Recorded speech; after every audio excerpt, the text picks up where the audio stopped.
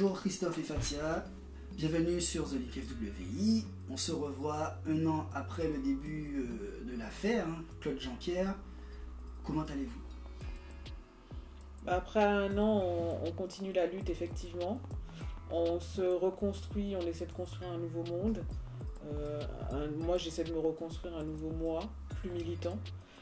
Puisqu'on voit avec tout ce combat, avec tout ce qu'on fait, qu'il y a tellement d'inégalités, tellement de choses injustes qui arrivent un petit peu partout, que ça a vraiment éveillé ma conscience. Et je vois le monde tout autrement. Donc après un an, je suis toujours en pleine reconstruction. Et on est plus fort que jamais. Bonjour, j'essaie d'accompagner Fatia du mieux que je peux, tout simplement, parce que je trouve, pour moi c'est mon rôle. Avant tout, on a découvert une réalité qui est violente, qui est très violente et qui est très compliquée. Et on essaie de se battre avec nos petits moyens, avec nos armes, avec la solidarité qu'on a reçue, avec les gens qui nous soutiennent depuis le début, et puis on lâche pas. Et puis effectivement, ça fait maintenant plus d'1 an. Et en fait, quand on se rend compte qu'il n'y a pas eu beaucoup d'évolution, c'est ce qui est encore plus désolant. Donc pour nos téléspectateurs, pouvez-vous nous raconter, nous dire qui était Claude Jean-Pierre et quelle est cette affaire justement? Alors Claude Jean-Pierre, c'était mon père, un homme à la retraite, jeune retraité de 67 ans, qui était quelqu'un de jovial, quelqu'un de gourmand, quelqu'un qui aimait rigoler, qui aimait la vie. Et en fait, ça a toujours été quelqu'un qui avait le cœur sur la main, qui aidait tout le monde. Donc toujours dans cette dynamique de toujours aider un petit peu toutes les personnes qui l'entouraient.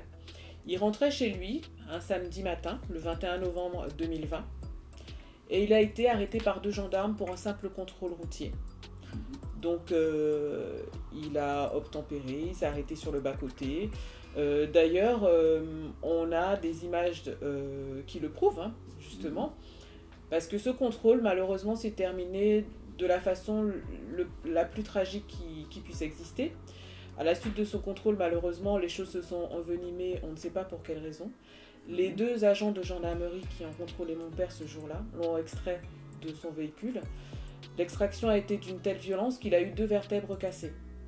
À la suite donc de ça, il a été hospitalisé au CHU de Pointe-à-Pitre. Moi, je suis partie à son chevet, je suis restée avec lui pendant 1 semaine et malheureusement, à mon retour en métropole, en France, le 3 décembre 2020, il nous a quittés. Malheureusement, son état s'est dégradé au fur et à mesure parce que par rapport aux blessures qu'il avait eues, il aurait été très compliqué, il a été très compliqué pour le service médical de réussir à garder ses fonctions vitales intactes. Donc malheureusement, il nous a quittés le 3 décembre 2020. Donc il a obtempéré, il n'a pas opposé de résistance. Aucune résistance, justement, à la suite de ce contrôle. On a su en fait qu'à l'endroit du contrôle se trouvaient des vidéos, il y avait une vidéosurveillance de la ville de Dieppe. On a pu exploiter donc ces images effroyables, on va dire.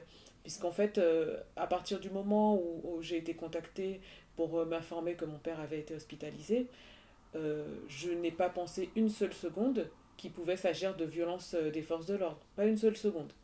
Donc, parce que la première version qui nous a été donnée, c'est que mon père est descendu de son véhicule, qu'il a fait un malaise, et que lors de ce malaise, il est tombé, et en fait, il s'est blessé en tombant. Donc moi, je suis restée sur cette version-là.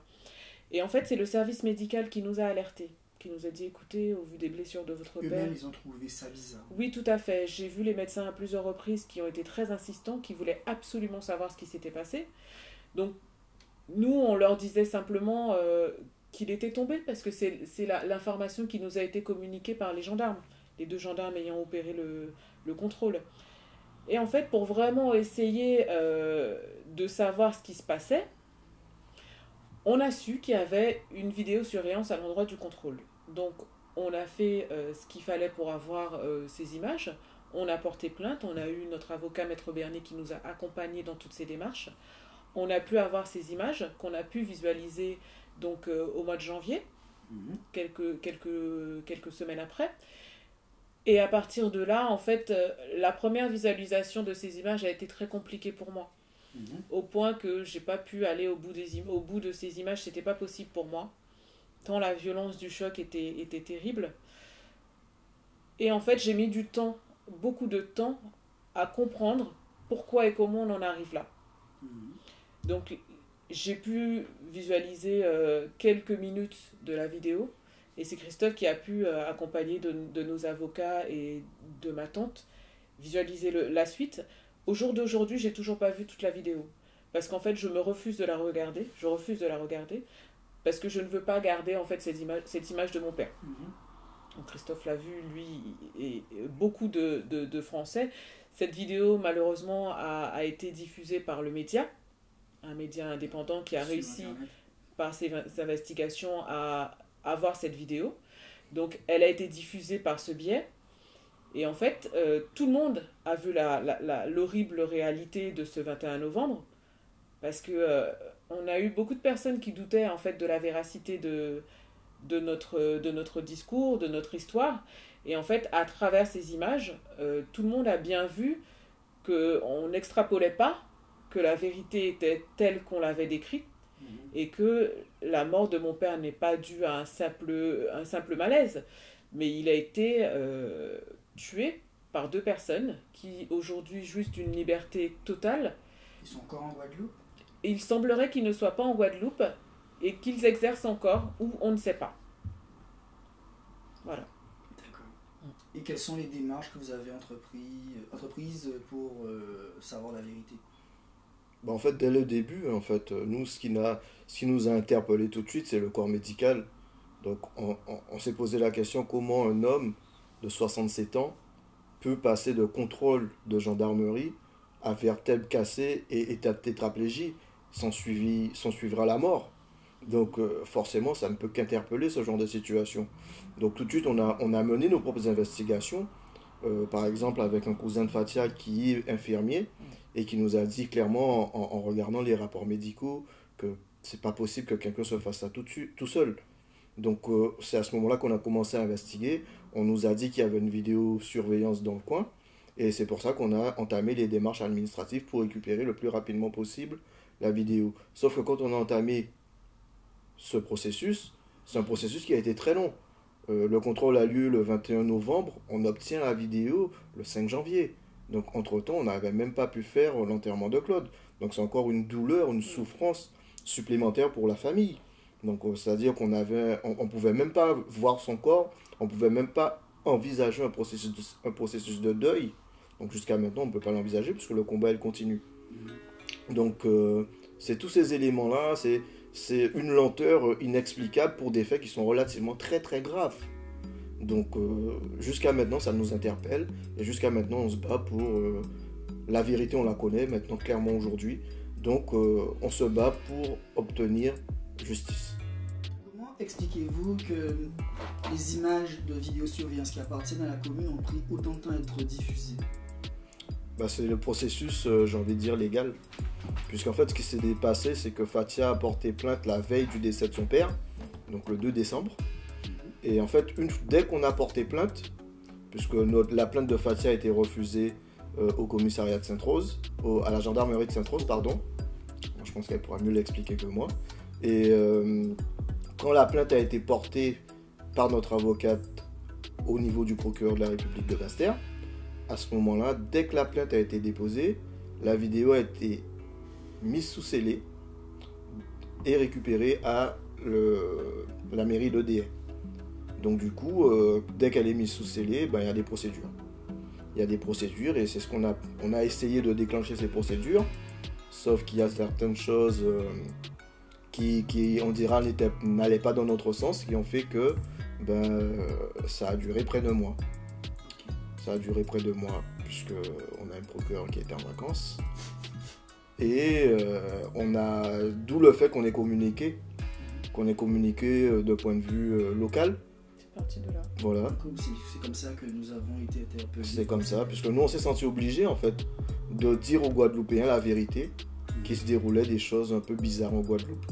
Et qu'un des nôtres, est décédé dans une situation qui pose beaucoup de questions encore jusqu'à maintenant. Comment on peut passer de contrôle de gendarmerie à tétraplégie et mort par la suite. Et quelles sont les thèses évoquées? Donc justement, il parlait du refus de la plainte à Sainte-Rose. Quel était le motif en fait? Alors en fait, quand on a su qu'il y avait les vidéosurveillances, moi ce que j'ai fait, c'est que j'ai adressé une demande directement à la mairie de Dayay. Malheureusement, sous les conseils d'un avocat, on a su que ça ne se passait pas comme ça.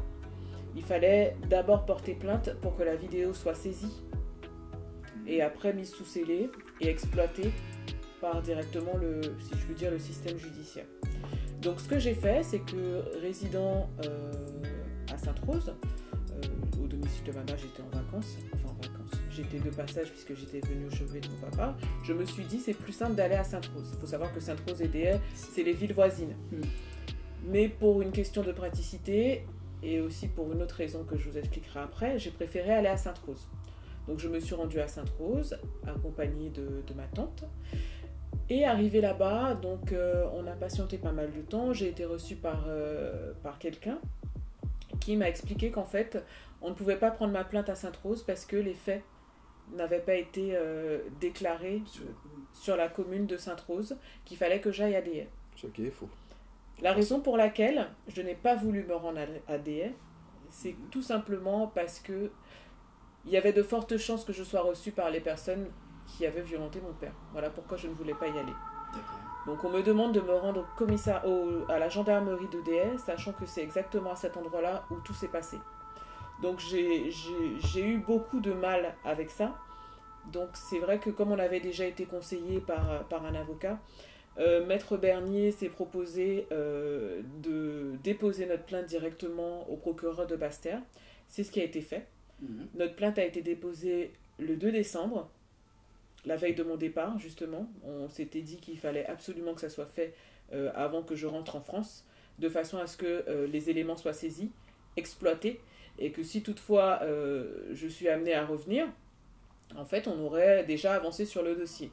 Parce que moi, je suis revenue, donc j'ai repris l'avion le 3 décembre, en me disant que rapidement, Christophe et moi, on allait faire les démarches pour que mon père puisse rentrer, donc puisse venir nous rejoindre en France, pour qu'on puisse lui donner les meilleures chances de récupération, qu'il puisse être soigné et qu'il puisse reprendre du poil de la bête très rapidement. On a toujours été très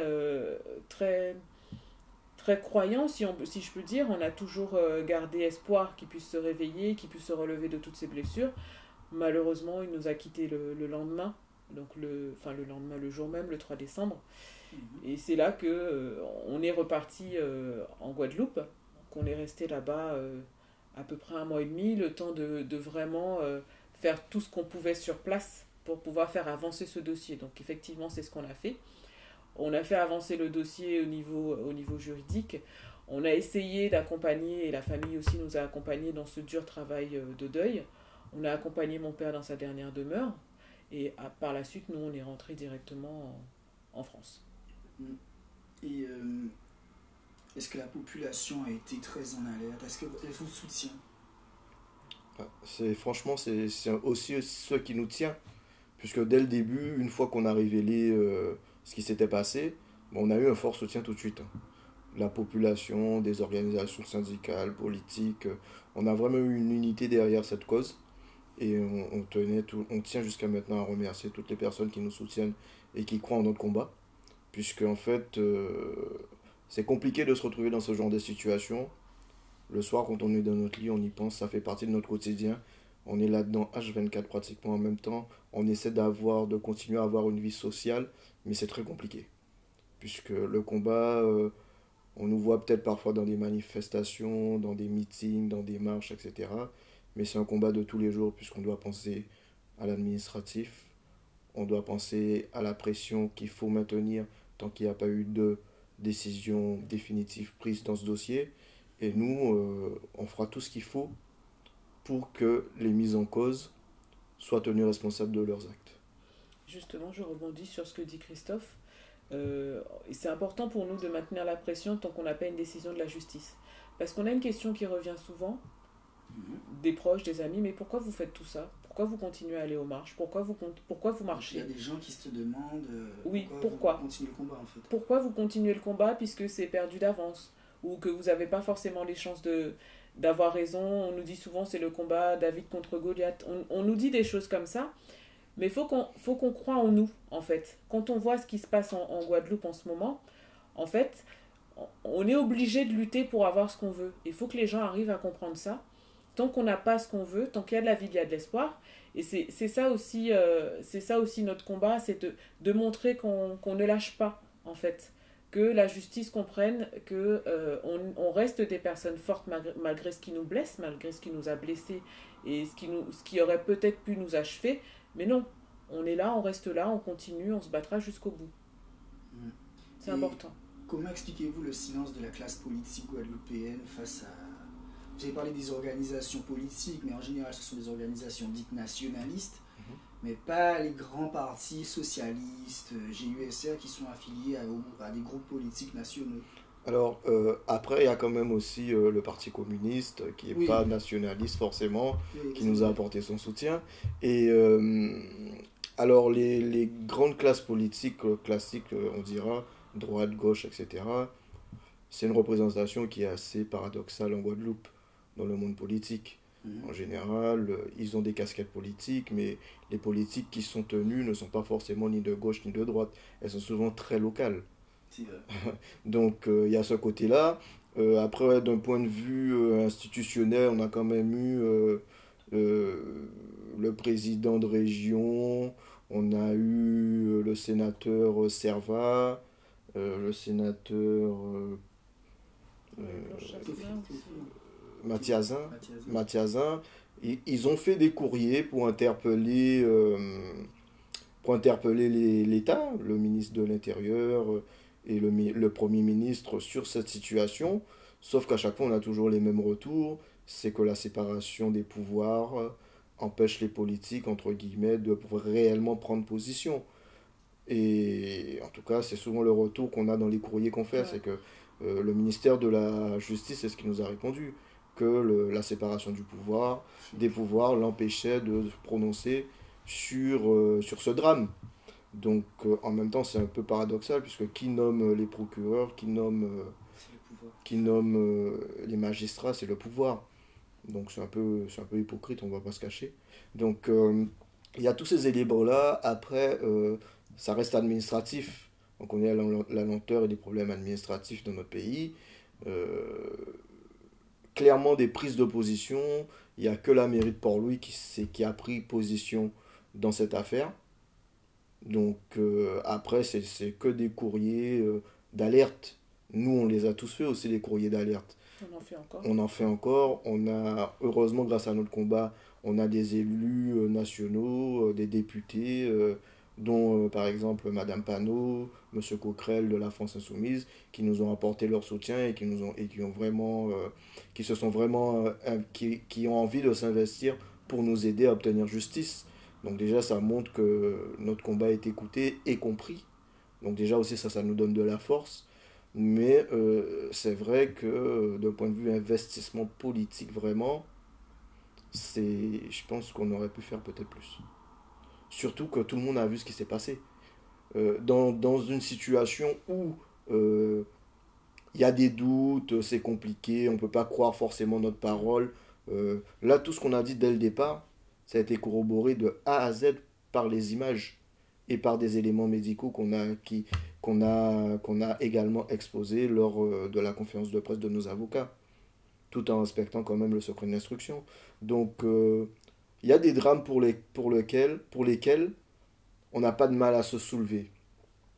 Donc, je pense que celui-ci en fait partie. On ne devrait pas avoir de mal à se soulever pour un retraité de 67 ans qui n'a aucun antécédent, qui n'a rien fait à personne, qui se retrouve tétraplégique après un contrôle de gendarmerie et qui meurt par la suite. Il n'y a pas d'excuse. On ne doit pas en chercher. D'accord.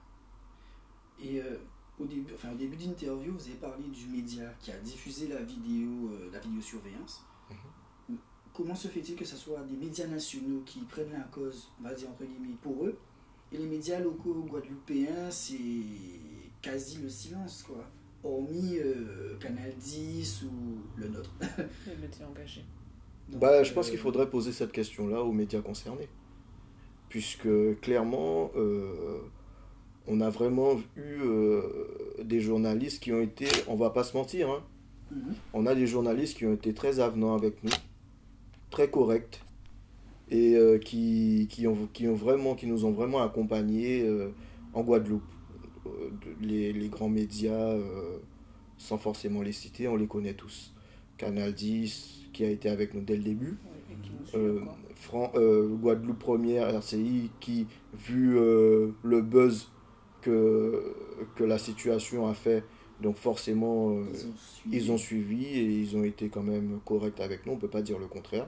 Ils ont suivi l'affaire, jusqu'à maintenant, je pense, j'espère. Mais d'un point de vue vraiment investigation, je pense qu'il faut avoir des moyens. Après, je ne connais pas les moyens des médias locaux, mais en tout cas, on a par exemple, nous, des médias, Le Monde, Média TV, M6, où vraiment on s'est rendu compte.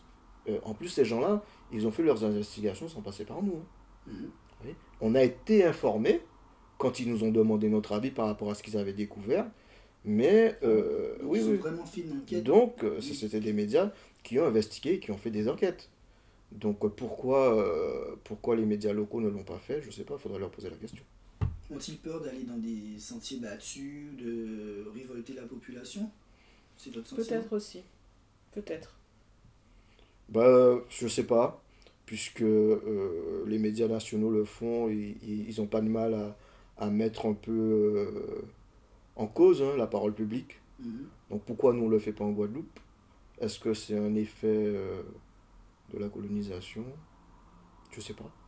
Il faudrait demander aux responsables, puisque je pense quand même qu'il y a des médias qui ont les moyens de faire de réelles investigations, surtout que là, en Guadeloupe, c'est un petit département, c'est une petite île, donc tout le monde connaît tout le monde. Donc on aurait pu effectivement avoir des investigations plus poussées.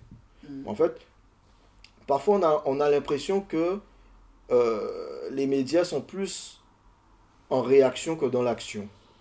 Souvent. C'est chaque fois qu'il y a un buzz, voilà. Une affaire, et donc ils en parlent. On dira, je sais pas, peut-être c'est le jeu médiatique, nous on découvre tout ça, donc c'est un peu compliqué d'avoir un avis vraiment ferme là-dessus. On se pose aussi beaucoup de questions auxquelles on n'a pas les réponses. Mais en tout cas, nous on se bat, on fait notre actualité, on crée notre actualité, on monte notre combat, on utilise les réseaux sociaux, et puis jusqu'à maintenant, ça réussit, puisqu'on a réussi quand même à mobiliser et à sensibiliser pas mal de monde sur cette cause. Et puis c'est un combat qu'on ne fait pas que pour nous. On ne le fait pas non plus pour se faire voir, on aurait pu s'en passer clairement. On le fait vraiment pour essayer d'améliorer cette société qui en a bien besoin. On le fait également pour que ça n'arrive pas à d'autres personnes, puisque la souffrance qu'on a, on n'aimerait pas que ça arrive à qui que ce soit. Même à notre meilleur ennemi, on ne lui souhaiterait pas. Ok, donc Clodo est mort il y a... Enfin, décembre a fait 1 an que Clodo est mort. Où en est l'affaire, justement? Où vous en êtes? Le procureur a-t-il donné une suite? C'est le statu quo. On est en attente d'une contre-expertise qui devait arriver depuis le mois de novembre. C'est toujours pas arrivé? On espère qu'il y aura du nouveau d'ici le mois de février. On a eu les avocats, on en a parlé avec eux.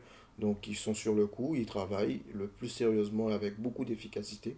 Franchement, il faut saluer aussi leur travail, puisque ce sont des avocats qui sont militants et qui nous donnent aussi beaucoup de force. C'est pas évident, c'est compliqué, surtout aussi pour eux. Donc on tient à le souligner. Ce qui est compliqué aussi, c'est que c'est très lent. C'est très lent. On a une vidéo, on a des rapports médicaux, on a des témoignages, on a des éléments graves et concordants qui ne sont pas discutables, que tout le monde a vu. On a vu dans d'autres affaires, par exemple l'affaire Michel Zecler, où la vidéo a permis une mise en examen immédiate des mises en cause. Et nous, pourquoi ça traîne autant? C'est la question qu'on se pose. Pourquoi? Qu'est-ce qu'il y a de plus simple? Tout le monde peut faire des erreurs, tout le monde il y a des crimes tous les jours. Regarde actuellement en Guadeloupe. Il y a un nombre incalculable de comparutions immédiates. Et ça va très vite. Par rapport à la grève. Par rapport à la grève, par rapport au mouvement de grève qu'il y a en Guadeloupe, au mouvement social. Il y a énormément de comparutions immédiates pour pour tout et n'importe quoi parfois. Et nous, sur une affaire comme ça, où on a des preuves, on a des éléments, plus d'un an après, on n'a toujours aucune décision qui est prise dans ce dossier. C'est une justice à deux vitesses, en fait. C'est tout à fait ça. Nous, on a tout ce qu'il faut.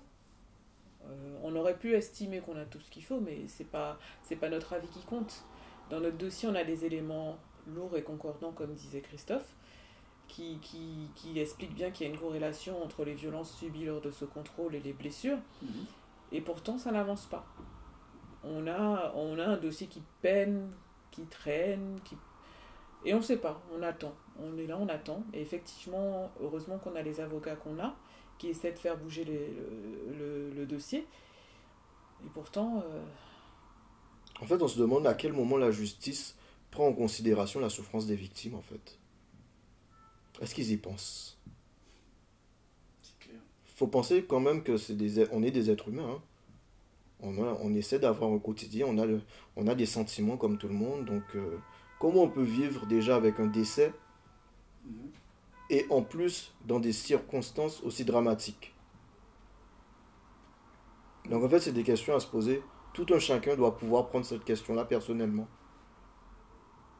pour éviter justement que ça se reproduise et pour faire en sorte que des décisions, au moins une fois, soient prises dans des dossiers comme ça. Ça a été le cas pour l'affaire George Floyd. On est pratiquement dans le même cas de figure. Donc selon vous, la justice ne prend pas en compte la souffrance des familles? La justice française, non. Clairement pas. Récemment, on a vu aussi des images d'un jeune devant une boutique à Sainte-Anne, en Guadeloupe, qui se faisait limite molester par 3 gendarmes à l'issue d'un contrôle d'identité, alors que ce jeune, a priori, était juste posé devant la boutique, en fait, avec ses potes. Pour vous, est-ce que la Guadeloupe devient comme la France, les gendarmes et les policiers agissent en toute impunité, voilà quoi. Je pense qu'ils sont conscients de l'impunité dont ils jouissent. Puisqu'on voit des phénomènes actuellement en Guadeloupe qu'on ne connaissait pas et qui arrivent sur le territoire. Tout comme la France a découvert, entre guillemets, les violences policières avec le mouvement des Gilets jaunes. Parce qu'en fait, c'était la première fois où des citoyens blancs, non racisés, étaient atteints par les violences policières, où il y a eu des mutilés, où il y a eu beaucoup de violence des deux côtés. Du coup, des deux côtés, toujours est-il que rien ne justifie que des manifestants soient molestés et soient violentés avec l'utilisation d'armes de guerre. C'est surtout ça en fait. C'est-à-dire qu'on utilise des armes de guerre contre sa propre population. Donc c'est pareil que ce qu'on a vu récemment en Guadeloupe, on a vu un tireur d'élite avec un fusil sur un rond-point. Donc en fait, ce qui se passe sur le territoire français, national maintenant, est arrivé en Guadeloupe. On a l'impression avec les mouvements sociaux, en fait, on a l'impression que dès qu'il y a une contestation, la réponse elle est forcément répressive. Et c'est de plus en plus. Et c'est de plus en plus. Regarde tout simplement l'évolution depuis le mois de juillet 2021, où les organisations syndicales ont commencé leur meeting. Tout a toujours été pacifique, il n'y a pas eu de violence. Et ça a déclenché en novembre. Et qu'est-ce qui a été le déclencheur? Quand la population a vu que des pompiers ont été agressés par des forces de l'ordre. C'est ça. Donc à un moment donné... Des forces de l'ordre qui étaient de Guadeloupe. Qui étaient de Guadeloupe. Donc forcément, la population, elle n'est pas dupe. On souffre déjà beaucoup en Guadeloupe. On n'a pas d'eau. On ne peut pas avoir accès à des soins correctement. Il y a le problème du chlordécone. On a connu mai 67. On a connu l'affaire Charles-Henri Salin. L'affaire Assor. Donc l'affaire Binot. Donc à force d'accumuler comme ça les inégalités, les injustices sociales, à un moment donné, les gens ils disent stop.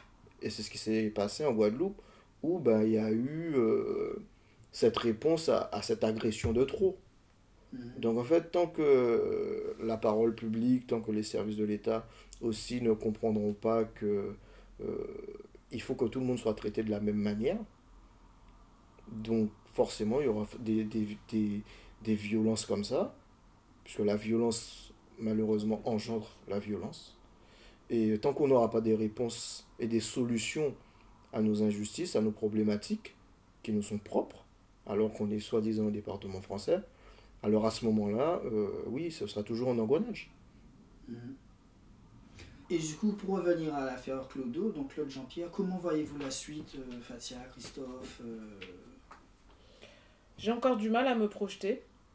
La suite idéale pour moi, ça serait bien évidemment une mise en examen des inculpés, c'est pas des inculpés, des mises en cause plutôt, puisque c'est ce pourquoi on se bat. Donc pour avoir une mise en examen de ces deux personnes, pour avoir un procès juste et équitable, où le système judiciaire pourrait enfin admettre les faits du 21 novembre 2020, à savoir que mon père a été tué par 2 gendarmes en fonction. Un 21 novembre à 14h dans la ville de Déhay. Donc c'est pas quelque chose qui s'est passé en pleine nuit. Il n'y a pas eu de délit de fuite, il n'y a pas eu de violence. Et en fait, on est arrivé à un point en fait où on se demande pourquoi. Enfin, c'est la question qui nous trotte en fait dans la tête. Et c'est pour ça, en fait, on n'arrive pas forcément à avoir de réponse à nos questions. Et c'est pour ça qu'on a un peu plus de mal à se projeter. Comment on va être demain je pense déjà plus fort parce qu'aujourd'hui, on l'est beaucoup plus. On a appris à s'endurcir. On est beaucoup plus fort parce qu'on a beaucoup de soutien. On a beaucoup de personnes qui nous ont accompagnés depuis le début de notre combat.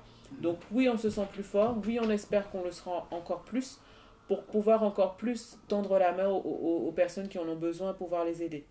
Donc nous, ce qu'on vise aujourd'hui, c'est tout simplement un procès et avoir une vie toujours dans la lutte.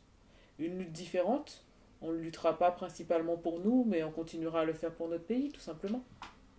En fait, ouais, on se bat contre nos traumatismes, en fait. C'est ça, et... Qu'entendez-vous par traumatisme, en fait? C'est un traumatisme de perdre un être cher, de perdre un membre de sa famille. Déjà, en temps normal, c'est déjà dur de faire le deuil d'un être aimé. Donc le perdre dans ces conditions-là, c'est encore plus dur. Donc c'est un combat de tous les jours. Et en fait, c'est pour ça qu'on n'arrive pas du tout à se projeter. On vit là-dedans 24 heures sur 24. Donc votre vie est consacrée à Claude Jean-Pierre. Clairement. C'est une évidence, puisque si on ne le fait pas, on ne peut pas avoir de personnes qui nous soutiennent. Si nous, on n'est pas prêt à se battre pour notre combat, on ne peut pas entraîner les gens avec nous. C'est normal. Donc on le fera, on ira jusqu'au bout. Si on doit finir à 2, on finira à 2. Mais en tout cas, on a envie d'aller au bout, on fera tout ce qu'il faut pour aller au bout. Et on veut que justice lui soit rendue. Je pense qu'on a réussi quand même à éveiller les consciences, déjà en montrant que on est dans le vrai. C'était important pour nous que la population nous suive, que les gens voient ce qui s'est passé et comprennent une certaine réalité auquel on n'est pas forcément tout le temps confronté. Et donc c'est déjà quand même une première victoire pour nous et la famille. Mais c'est pas une fin en soi. On a envie d'aller plus loin, il faut qu'on obtienne justice et on fera tout ce qu'il faut pour l'obtenir. Donc vous devenez en quelque sorte comme Assa Traoré, un symbole de cette lutte contre les violences policières, malgré vous. Comme tous, hein. Oui, Comme toutes les familles de victimes, c'est malgré nous. Aucun d'entre nous n'a choisi cette voie. Elle s'est présentée à nous. Et on le fait parce qu'on aime les personnes qu'on a perdues. Et on se bat pour eux. C'est honorable et c'est noble. C'est juste, c'est normal. On devrait tous se battre pour les gens qu'on aime. En fait, on est rentré au mois de janvier de la Guadeloupe. On est rentré chez nous, en France. Et puis à notre retour, en fait, en Guadeloupe, au mois de juillet, en fait, avant même de repartir, on a senti qu'on avait toujours le soutien de la population et des artistes locaux qui nous soutiennent. Et avec l'aide de plusieurs artistes, on a pu organiser donc un concert hommage à mon papa. Donc le concert a eu lieu le 10 juillet. Et en fait, c'est là que Christophe et moi, on s'est rendu compte que on a, en fait, la population a une certaine image de nous qu'on ne perçoit pas à 8000 km. En fait, comme tu nous poses la question à savoir est-ce que on se rend compte qu'on est des symboles? Non, on s'en rend pas compte. En fait, quand on est ici en France, on est des personnes lambda. Quand on est chez nous, en Guadeloupe, c'est totalement différent. On est dans un berceau, dans une bulle qui est complètement différente. Et on est porté par la population, ce qui fait qu'on se rend compte vraiment qu'on a cette image de symbole. C'est uniquement quand on est là-bas qu'on s'en rend compte. Je ne sais pas si Christophe le perçoit de la même façon que moi, mais c'est vraiment quand on est parti au mois de juillet qu'on s'est rendu compte de l'impact qu'on avait sur les consciences des uns et des autres. Ouais, en fait, c'est ça. On s'est rendu compte qu'il y avait vraiment des gens qui suivent notre combat. En fait, ça nous a donné de la force. Voilà, l'amour que ces gens-là nous ont donné. Ça veut dire que tu t'en rends pas compte au quotidien. Mais et on se pose beaucoup de questions. On se dit, ouais, mais nous, on est là-dedans tous les jours. Est-ce que peut-être on n'en fait pas trop? Est-ce qu'on n'en fait pas assez?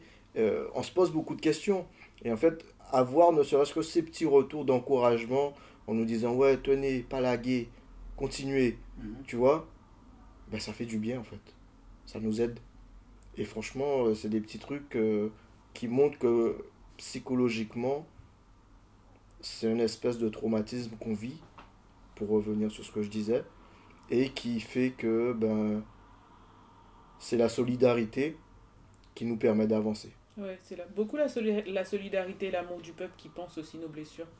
C'est quelque chose qu'on a découvert et c'est hyper important pour nous en fait de garder cette relation avec la population. On vient de la Guadeloupe, on est parti ici pour des raisons professionnelles en France, mais on sait qu'on a deux chez nous et le chez nous qui compte le plus pour nous aujourd'hui, c'est vraiment la Guadeloupe, puisque effectivement, je le redis, mais l'amour et la solidarité du peuple, c'est ce qui pense nos blessures et c'est ce qui nous fait avancer.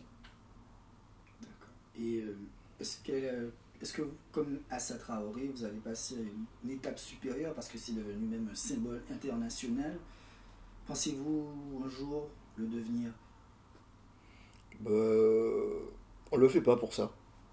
On le fait pas pour ça. Et puis, si on le devient, on le deviendra, ce sera pas notre choix. Tu vois, ce qu'on fait avant tout, on le fait pour Claude. On le fait pour les Guadeloupéens, que ça ne se reproduise plus. On le fait pour les Français, pour que ça ne se reproduise pas sur le plan national. Et on le fait, si ça peut toucher l'international, voilà.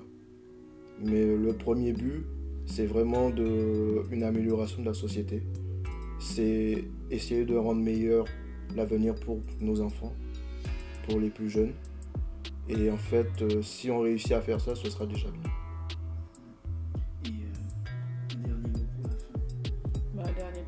Pour la fin, on remercie vraiment toutes les personnes qui nous soutiennent, toutes les personnes qui nous suivent sur les réseaux sociaux, les personnes qui demandent des nouvelles. Ça aussi, c'est quelque chose de touchant. C'est des personnes qu'on ne connaît pas forcément, mais qui nous envoient tout simplement un message. Bonjour, comment ça va? Est-ce que tu tiens? Comment avance l'affaire? C'est des petites choses comme ça qui font du bien. Donc, soyons là les uns pour les autres.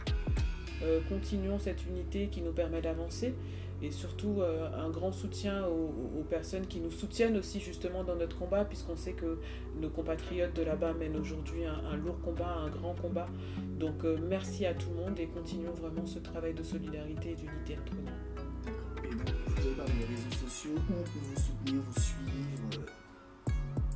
En fait, vu qu'on n'était pas très branchés réseaux sociaux, en fait, j'ai juste relayé ce qu'on faisait sur mon réseau social de Facebook, Christophe Sinan.